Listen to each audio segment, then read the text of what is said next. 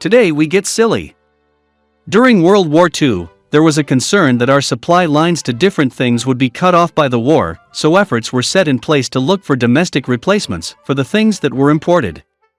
You know, what happens if we can't get sugar, oil, rubber, and caviar?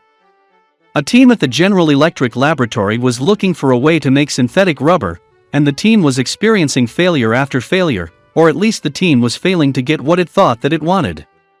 Research scientist James Wright combined silicone oil and boric acid, and what a failure that was. All he got was a gooey mess that was nowhere close to a substitute for rubber. Wright, however, had a curious young son and he thought, my boy might find this interesting.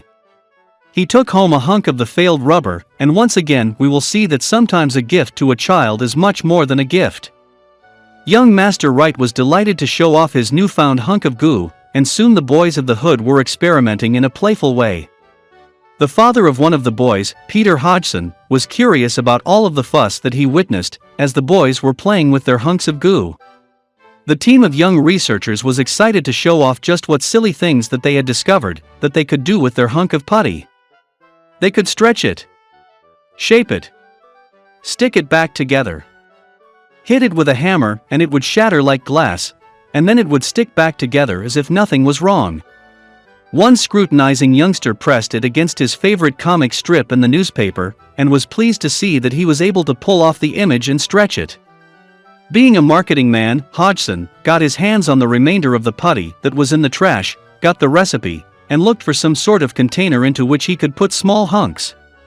Plastics were all the rage and there was an overabundance of plastic Easter eggs that were available for a nominal charge.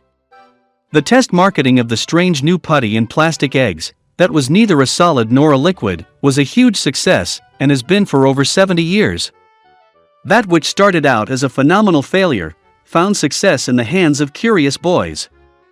Sometimes one finds something other than what one is seeking. This is why we do science research. On March 6, 1950, Silly Putty was introduced to the world as a toy, and not as an industrial failure. It was in fact a billion-dollar success. Look for the good and you will find it. Encourage science research.